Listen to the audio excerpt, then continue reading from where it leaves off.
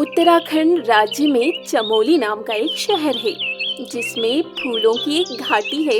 किसी समय में इस फूलों की घाटी में एक छोटी सी प्यारी सी 4 साल की लड़की मुनिया अपने माँ और बाबा के साथ रहती थी।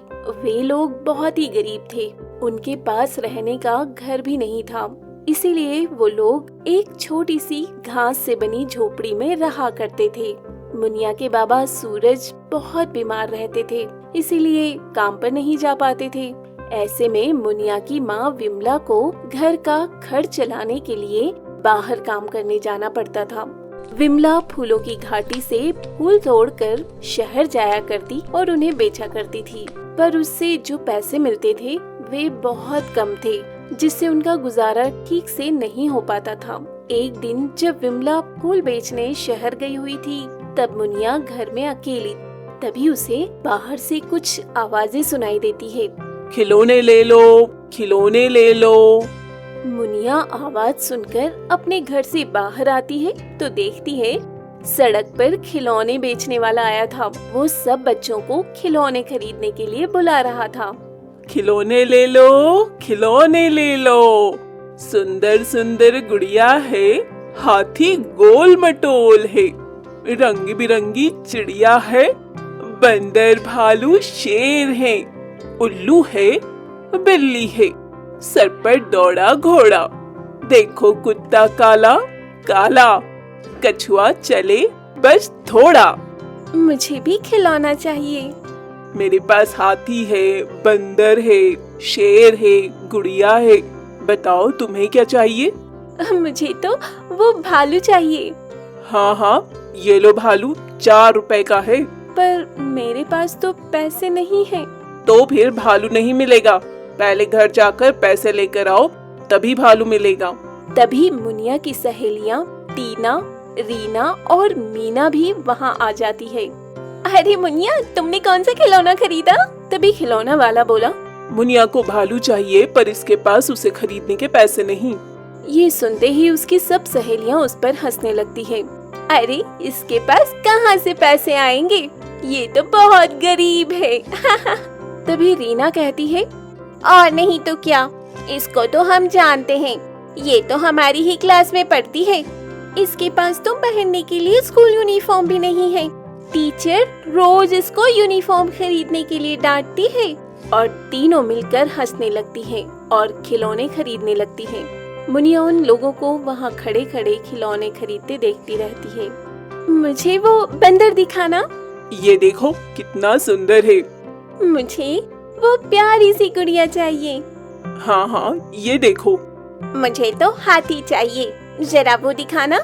हाँ, ये लो, पर हाथी 10 रुपए का है। ये लो 10 रुपए। ये लो तुम्हारा हाथी। मुझे भी वो गुड़िया दे दो। कितने की है? 5 रुपए की। ठीक है, ये लो 5 रुपए और गुड़िया दे दो। ये लो तुम्हारी गुड़िया। मुझे भी ये बंदर चाहिए। ये बंदर 4 रुपए का है। हाँ, ये लो मेरे 4 रुपए। ये रखो अपना गुलाटी मारने वाला बंदर। इस तरह वो तीनों लड़कियां खिलौने लेकर अपने अपने घर चली जाती हैं और मुनिया भी रोते हुए अपने घर चली जाती है। शाम को जब विमला फूल बेचकर अपने घर आती है तो देखती है कि मुनिया अपने मुंह को हाथों से ढककर घर के कोने में बैठी रो रही थी। विमला मुनिया के पास जाकर बहुत ही प्यार से पूछती है, अरे मेरी बेटिया रानी, क्या हुआ, क्यों रो रही हो? आज हमारे घर के बाहर खिलौने बेचने वाला आया था। मेरी सब सहेलियों ने खिलौने खरीदे, उन सब के पास पैसे थे। मेरे पास खिलौने खरीदने के पैसे नहीं थे, इसलिए वो सब मेरा मजाक उड़ा रही थी और मुझ पर हंस भी रही थी। मुझे भी खिलौना चाहिए, मुझे खिलौना खरीदने के पैसे दो ना। नहीं बेटिया, तुम्हारे बाबा बीमार हैं, वो काम नहीं कर सकते और मुझे फूल बेचकर इतने पैसे नहीं मिलते कि तुम्हारे लिए खिलौना खरीद पाऊं। नहीं, मुझे खिलौना चाहिए, मुझे खिलौना लाकर दो। अच्छा मेरी प्यारी बिटिया, देखो तो मेरे पास कितने सुंदर फूल हैं, ये तुम रख लो। और विमला अपनी फूलों की टोकरी से रखे 3 फूल मुनिया को दे देती है। ठीक है, पर मुझे आज मिठाई तो खिलाओगी ना? तुमने कल मुझसे प्रॉमिस किया था कि मुझे आज मिठाई खिलाओगी।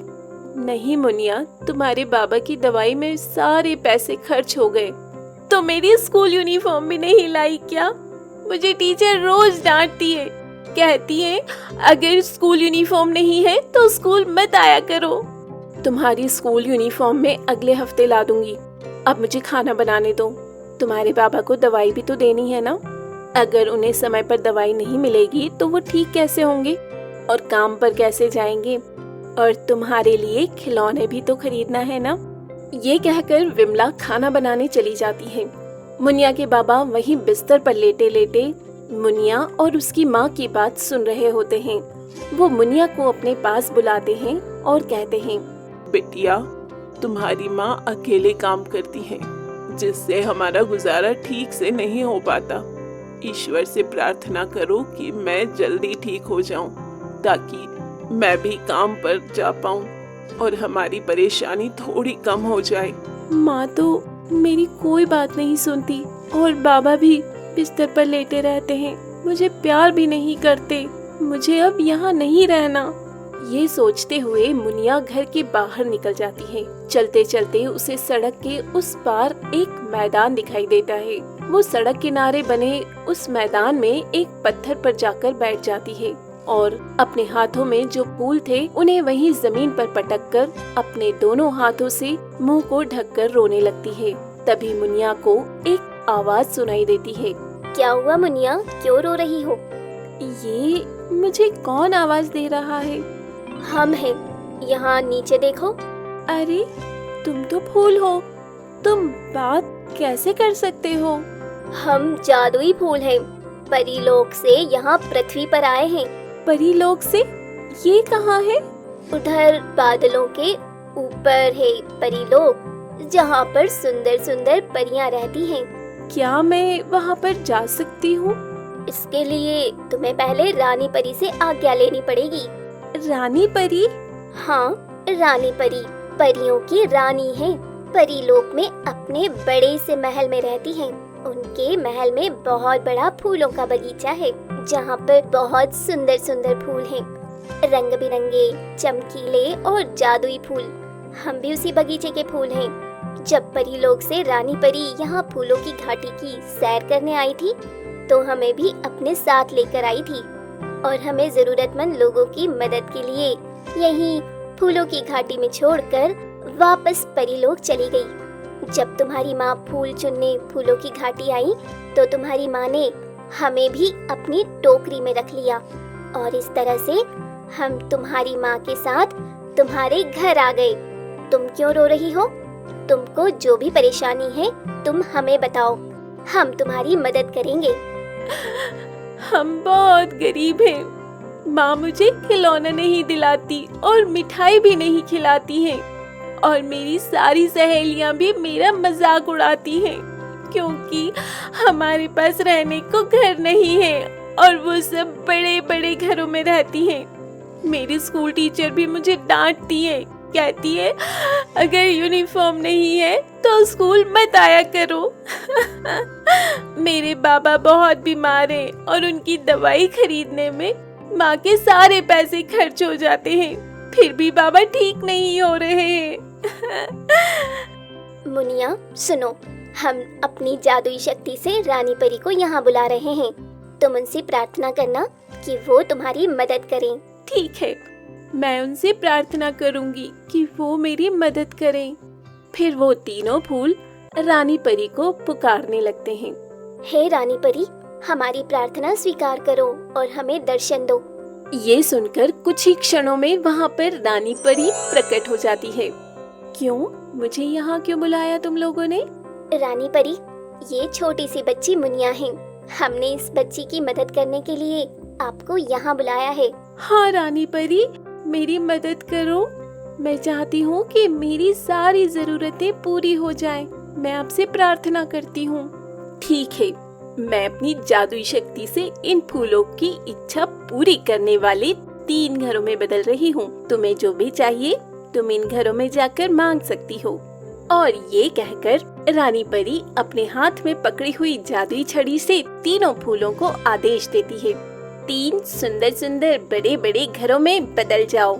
ये सुनकर वो तीनों जादुई फूल 3 बड़े बड़े घरों में बदल जाते हैं।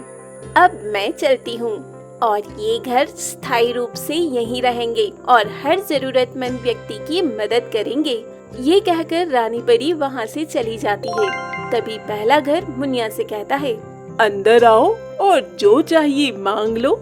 ये सुनकर मुनिया घर के अंदर चली जाती है और कहती है, सुनो जादुई फूलों वाले घर, मुझे बहुत सुंदर सुंदर खिलौने चाहिए। तभी वहाँ बहुत से खिलौने प्रकट हो जाते हैं। मुनिया फिर कहती है, सुनो जादुई फूलों वाले घर, मुझे बहुत स्वादिष्ट खाना चाहिए। और वहाँ पर ढेर सारी मिठाई, पिज्जा, बर्गर, आइसक्रीम, कैंडी और तरह तरह के स्वादिष्ट व्यंजन प्रकट हो जाते हैं। मुनिया अब कहती है, सुनो जादुई फूलों वाले घर, मुझे अच्छे अच्छे कपड़े और स्कूल यूनिफॉर्म चाहिए। ये सुनते ही वहाँ सुंदर सुंदर रंग बिरंगे परियों वाली फ्रॉक और स्कूल यूनिफॉर्म भी आ जाती है। अब मुनिया बहुत खुश होती है और सारा सामान लेकर बाहर आ जाती है। तभी उसे दूसरे जादुई घर से आवाज आती है, सुनो मुनिया, तुम अपने माँ बाबा को लेकर यहाँ आओ। मुनिया ये सुनकर अपने घर चली जाती है और अपनी माँ से कहती है, माँ, आपको और बाबा को मेरे साथ अभी कहीं चलना है, चलो ना। मुनिया की माँ विमला खाना बना रही थी। वो मुनिया से पूछती है, कहाँ जाना है बिटिया? चलो ना माँ, और बाबा को भी साथ ले चलो। अच्छा ठीक है, चलते हैं। फिर मुनिया अपने माँ बाबा को उस जादुई घर के अंदर ले जाती है और घर के अंदर जाते ही मुनिया के बाबा बिल्कुल ठीक हो जाते हैं। मेरी रानी बेटी, आज तुम्हारी वजह से मैं ठीक हो गया। और फिर वो लोग खुशी खुशी बाहर निकल जाते हैं। तभी तीसरे जादुई घर से आवाज आती है, मेरे पास परीलोक के बगीचे के बहुत सुंदर फूल हैं। तुम इन फूलों को ले जाकर शहर में बेच सकते हो, जिससे तुम अपना गुजारा अच्छे से कर सकोगे। फिर तो मुनिया के माँ बाबा उस घर से रोज फूल लाकर शहर में बेचने लगे, जिससे उन्होंने बहुत सारा धन कमाया और अपने लिए एक बड़ा सा घर भी बना लिया। अब मुनिया जब भी किसी बीमार और जरूरतमंद को देखती तो उसे मदद के लिए उन जादुई फूलों के घर ले जाती और उनकी समस्या को दूर करने में मदद करती, जिससे सभी लोग उसको खूब प्यार करते और उसको शाबाशी देते।